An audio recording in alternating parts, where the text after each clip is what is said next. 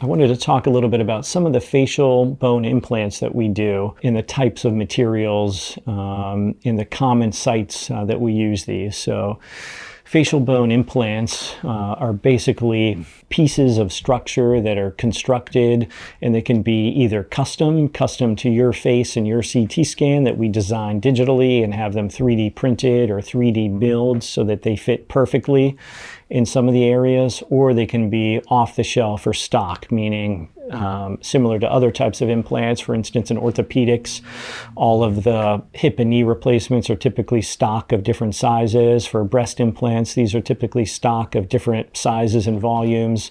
This is true with facial bone implants too, where they can be small, medium, and large, and different designs to fit certain or different facial bones. The frequent places that we're using these include the cheekbone and the bone underneath the lower eyelid. So to support this area, to support the lid, to give your cheeks more balance or prominence. There are areas underneath your nose too, called the piriform area or the perialar or the midface region, that sometimes we'll use implants. We can sometimes use it in the chin, especially for looking for projection of the chin or vertical length of the chin. And we frequently use them along the jawline, including the jaw angle. And we can have something called a wraparound implant. That means there's an implant on the jaw angle, the lower border of the jaw, that meets with a chin implant and then continues to the opposite side.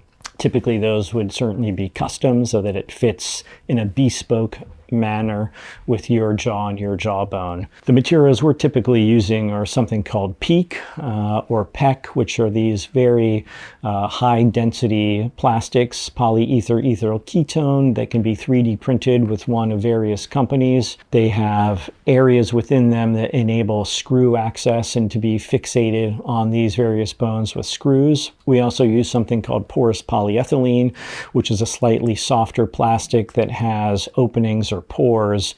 The advantage of these pores is that it allows some of our blood cells or macrophages that fight infection to make their way in there and to fight infection and maybe reduce the infection rate a little bit.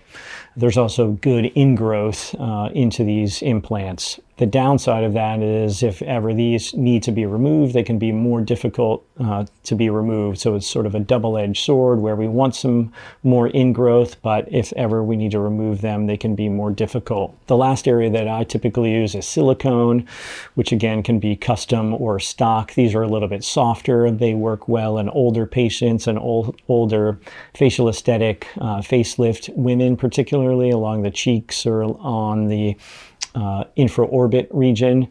Less often do I use these on the jawline and chin, but these are the three options. Frequently we'll do facial bone implants on their own. Augmentation, this can create a really excellent aesthetic balance, but frequently we'll do them in concert with other procedures too, such as facelift and facial rejuvenation procedures, or such as orthognathic jaw surgery. And they can be really nice adjuncts to all of these procedures, alone in isolation versus in concert with facial rejuvenation or orthognathic jaw surgery. So thanks for listening. If you have any other questions, please check us out on our website, www.dereksteinbacher.com. Thanks again.